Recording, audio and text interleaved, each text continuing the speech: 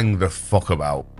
What is going on? Taking Greenland? Nazi salutes. Turning Palestine into a resort. What the fuck's going on? What the fuck is going on? And I think we're on the way to getting peace. I think President Putin wants peace, and President Zelensky wants peace, and I want peace. I just want to see people stop getting killed. The brutal invasion of Ukraine by Russia has ignited one of the most devastating conflicts in recent history. What began as a violation of Ukrainian sovereignty has now become a fight for survival, not just for Ukraine, but for the principles of freedom and self-determination. The question we face now: will the West, led by the United States, abandon Ukraine when it needs support the most? Russia's invasion wasn't an isolated incident. It was a deliberate, aggressive act by the Kremlin under Vladimir Putin, one that disregarded international law and basic human decency. Since February 2022, Russian forces have committed unspeakable acts, including executing prisoners of war and innocent civilians, committing war crimes including torture, rape, and forced deportation of Ukrainian children and citizens. These are not just isolated incidents. They are systematic attempts to break Ukraine and its people. And while this is all going on, this narcissistic orange sausage is talking about how Ukraine should have just given up some land at the start, given up a little bit of territory, and this wouldn't have happened. Excuse me, orange man, why in the fuck would Ukraine, a sovereign nation, agree to give up any territory? Would you agree to give up territory, Donald Trump, to, let's say, Mexico, if they wanted to come and take Texas? Would you fuck? The audacity is repugnant. October the 7th apparently wouldn't have happened if Trump was president. We'd built some lovely resorts there. We'd built some lovely resorts. The best in the world. Everybody who hears my plan loves it. You know what your plan is, Donald Trump? It's called ethnic cleansing, fuckface.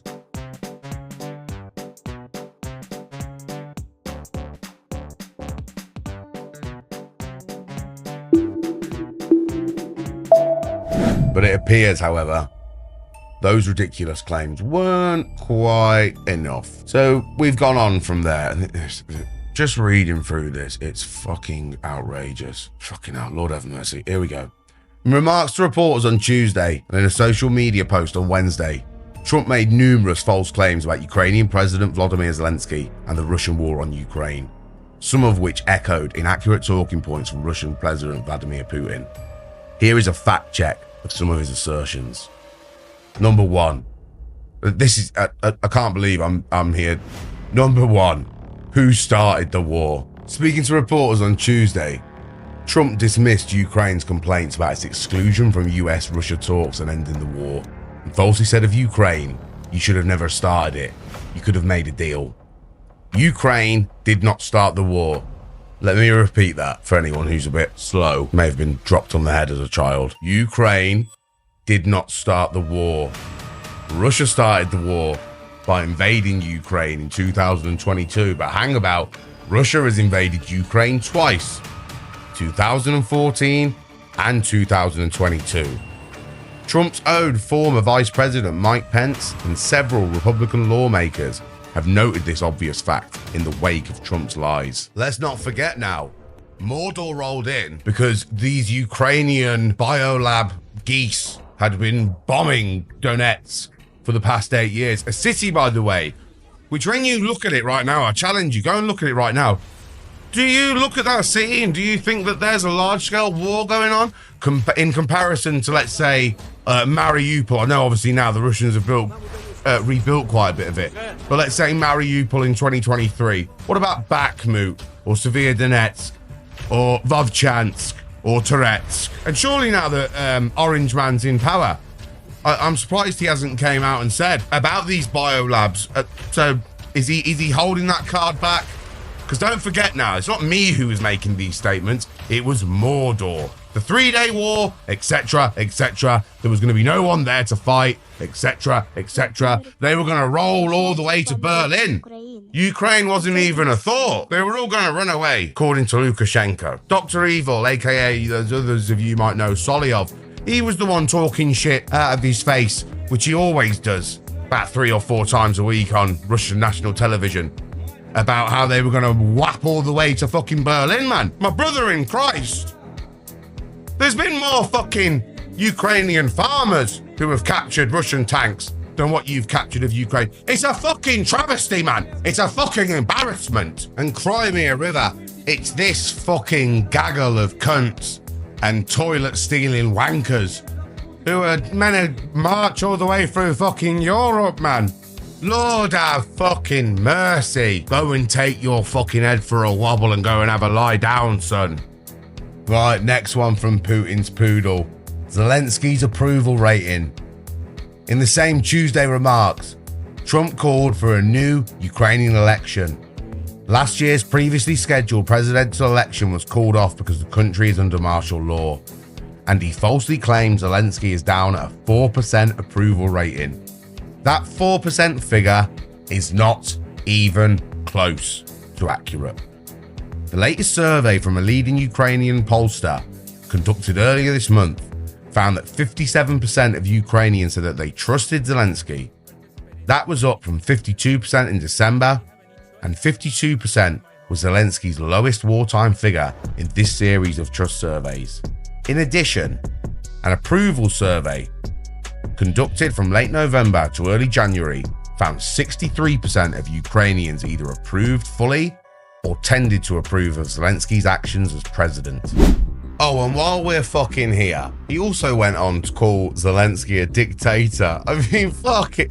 How long has Putin been in power for, Orange Face? What were the events that happened in Mordor around the time that Putin, this unknown, unliked, unremarkable KGB agent, managed to come to a deal with Yeltsin that his family wouldn't ever be prosecuted for corruption and blah, blah, blah. You know, the old Russian story. Oh, that's it. It was those apartments getting blown up, wasn't it, in the night? Oh, that's it. Sorry, my memory's vague. Yeah, talking about fucking dictators and fucking democracy. You fucking sausage. Honest to God. Is anyone in the White House still able or still allowed to read either history, the Geneva Conventions, international law, anything similar? I'm just putting that question out there, because if not, fucking hell. Someone wants to get Johnny on the spot and go down to near Ronald Reagan's grave and see if his fucking body spinning is causing any seismic activity that might cause some disruption, shall we say, in the United States, because fuck me, what is going on? This is not just a war on Ukraine. It is a war on the principle that nations have the right to self-determination. Ukraine's choices, its borders, its future, should not and must not be dictated by Russia. The Ukrainian people have the right to decide their own path, free from foreign interference and violence.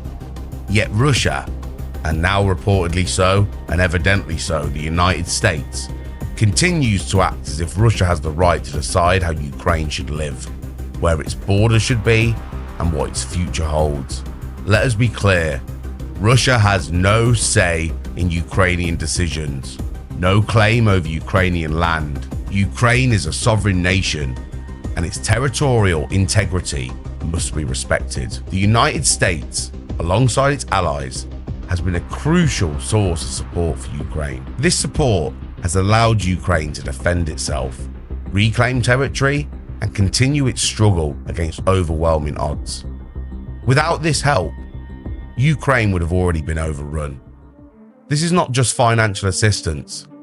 It is the lifeline that keeps the Ukrainian people from being crushed under the weight of Russian aggression.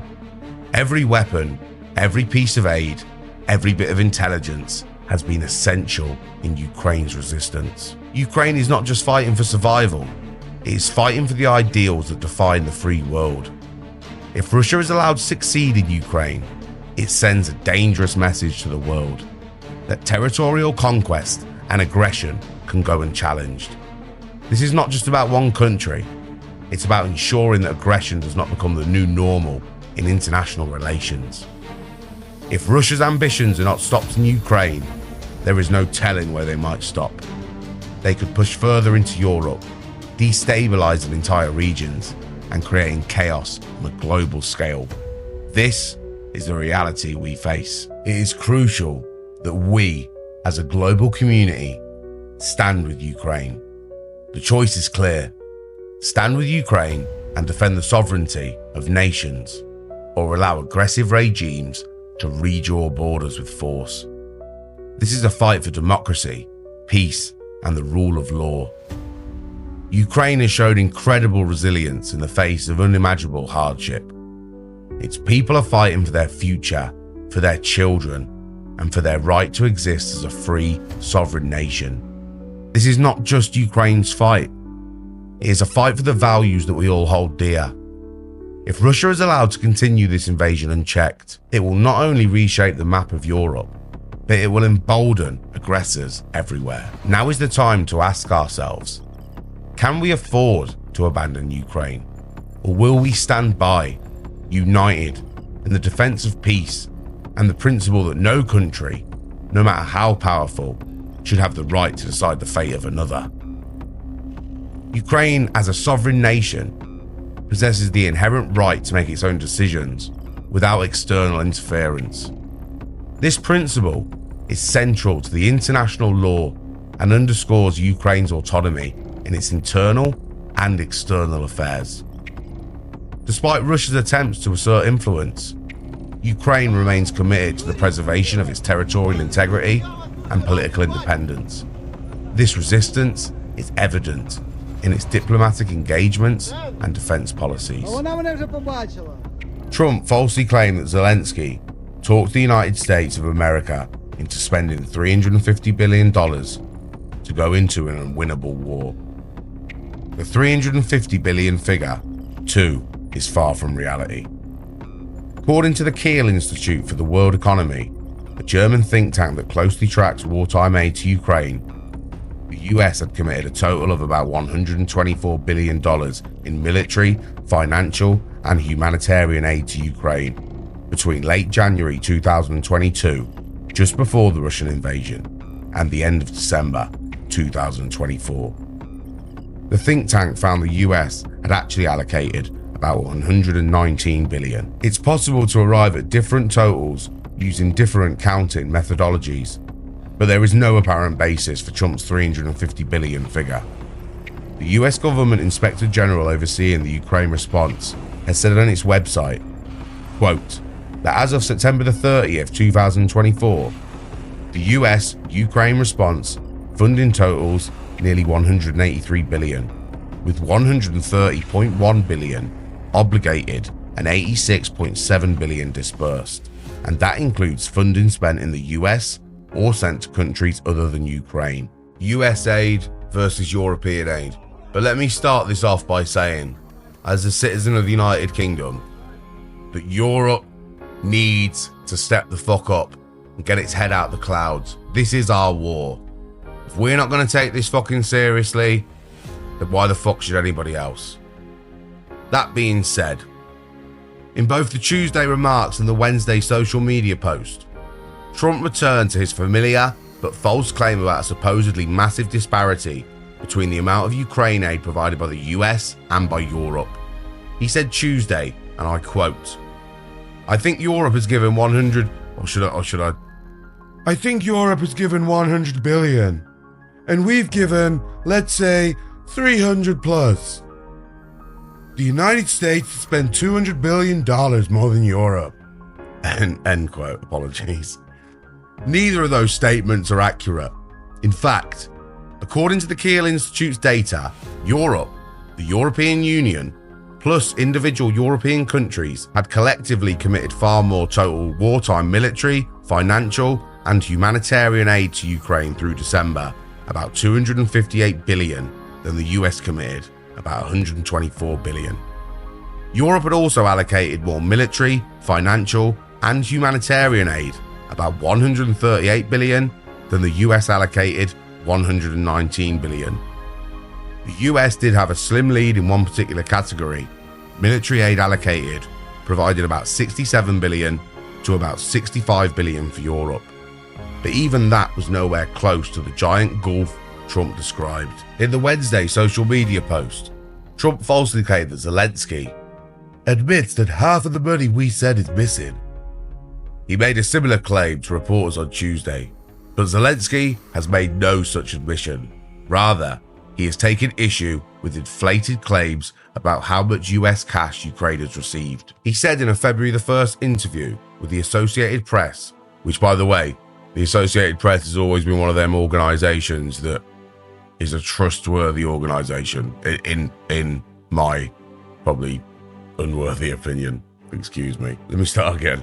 With the Associated Press, that although people talk about Ukraine getting as much as $200 billion in US aid, Ukraine have received about $76 billion, largely in the form of weapons. Zelensky said he doesn't know where all the professed additional money has gone, and that perhaps these higher figures are correct on paper, according to a translation by the news outlet Ukrainska Pravda. Contrary to some viral social media posts this month, that wasn't a confession that half of the cash that the US had sent to Ukraine had vanished.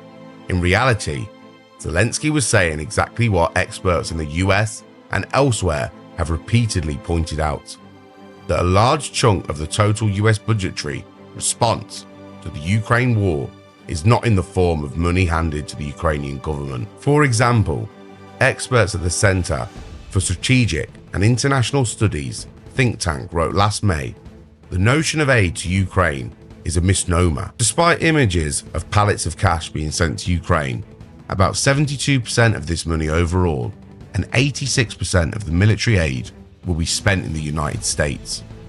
The reason for this high percentage is that weapons going to Ukraine are produced in the US factories. Payments to US service members are mostly spent in the United States, and even some piece of the humanitarian aid is spent in the United States. In new comments to reporters on Wednesday, Reuters reported Zelensky said the US had provided about $67 billion in weapons and $31.5 billion in budget support.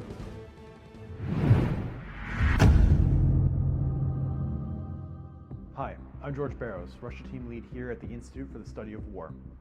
Putin's demands for so-called peace talks with Ukraine are not demands about territory and new borders.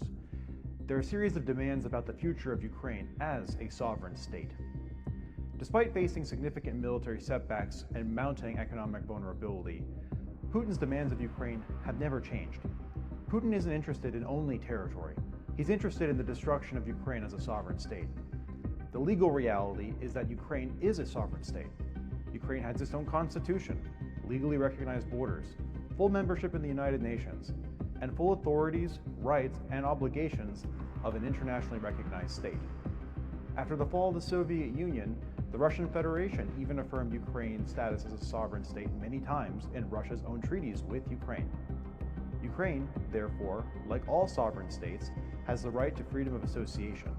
That is, the ability to talk to other states, form diplomatic relations, and even join alliances and blocs.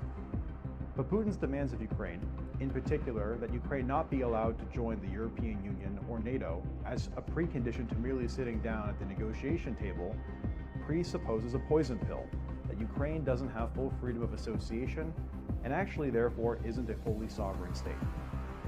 The US should reject any so-called peace deal that compromises on the key principles that Ukraine is a sovereign state.